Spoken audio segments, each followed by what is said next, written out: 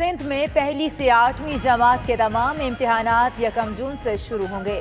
सूबाई वज़ीर तालीम सईद गनी का ऐलान, कहा मैट्रिक के पेपर 15 जून, 12वीं क्लास के इम्तिहानात 6 जुलाई से शुरू होंगे।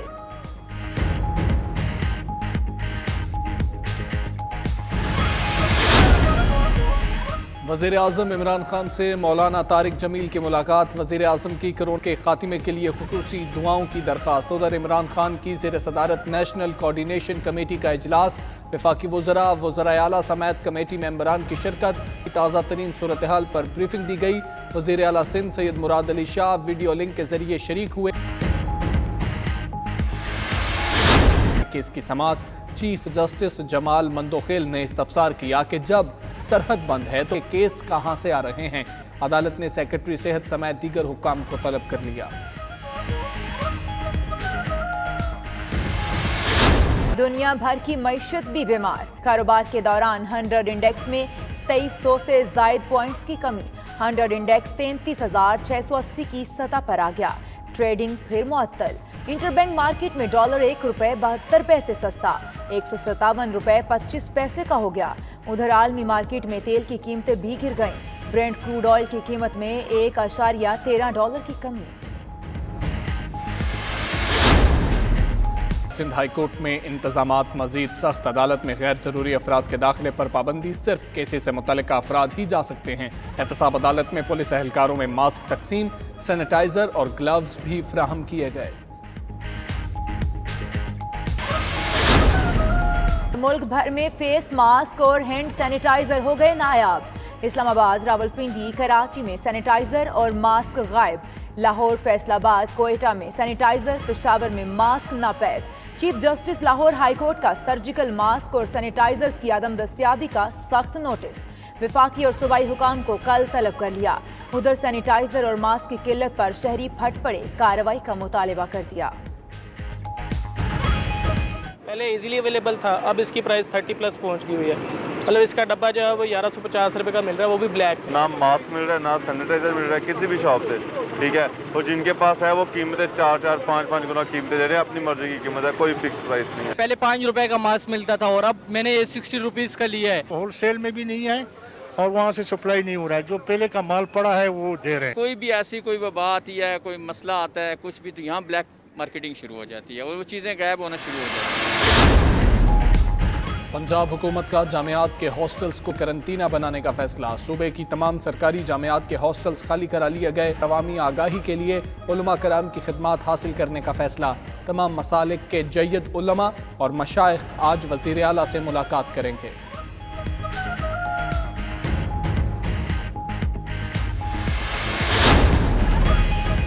सदर ममलिकत डॉक्टर आरिफ अलवी चीन के 2 रोज़ा दौरे पर रवाना। वज़ीर ख़ारजा शाह महमूद कुरैशी और असद उमर भी हमरा हैं। डॉक्टर आरिफ अलवी ने रवानगी के मौके पर कहा कि चीन ने बड़ी दलेरी से मुकाबला किया। इज़हार यकजहती के लिए चीन जा रहे हैं।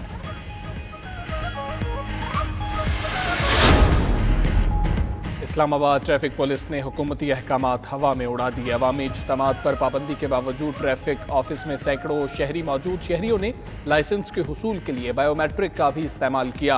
उधर रावलपिंडी में पाबंदी के बावजूद शादी हॉल में अवामी इज्तिमा। सऊदी अरब का दुनिया से फ़ज़ाई राबता खत्म। विजिट वीज़ा होल्डर्स के वीज़े में तोसी का फैसला। वज़ीर दाखिला शहजादा अब्दुल अजीज़ ने अहकामात जारी कर दिए।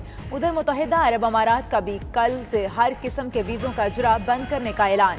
दुबई में तमाम होटल, स्विमिंग पूल्स और साहिल आवाम के लिए बंद कर दिए गए।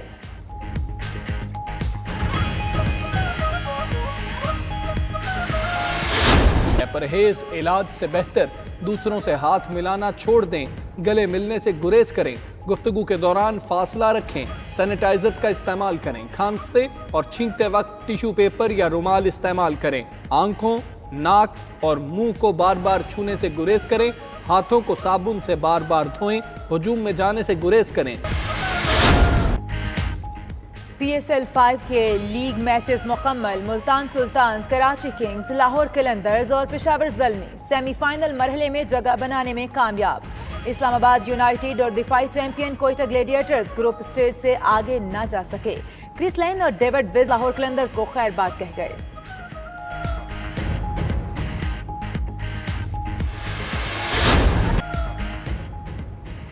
और साइकिल पर कई मुल्कों का सफर करने वाला अमरीकी शहरी ठट्ठा पहुंच गया। शहरियों की जानिब से रिचर्ड बैडन को अजरक और दीगर तोहफे दिए गए। अमरीकी शहरी का कहना है कि पाकिस्तान अच्छा मुल्क है, सिंध वाले बहुत मेहमान नवाज हैं। रिचर्ड बैडन पाकिस्तानी खानों के भी दीवाने निकले।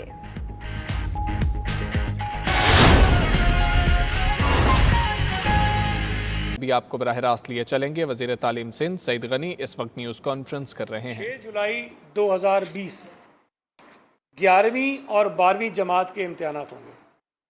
6 जुलाई 2020 को 11वीं और 12वीं जमात के जो एग्ज़ाम्स हैं वो होंगे, और दोनों एग्ज़ाम्स जो 9वीं और 10वीं के हैं और 11वीं और 12वीं के हैं ये दोपहर की शिफ्ट में होंगे। दोपहर की शिफ्ट में होंगे। 11वीं और 12वीं जमात के इम्तिहानात 6 जुलाई 2020 से शुरू होंगे, और जो नताइज हैं 12वीं जमात के वो 15 सितंबर 2020 को जारी कर दिए जाएंगे। जो रिज़ल्ट्स हैं क्लास 12 के 12वीं जमात के वो 15 सितंबर 2020 को जारी होंगे। अच्छा, इसमें एक चीज़ हम कर रहे हैं नई, इसलिए कि चूँकि हमारा कैलेंडर काफ़ी डिस्टर्ब हुआ है, कि जो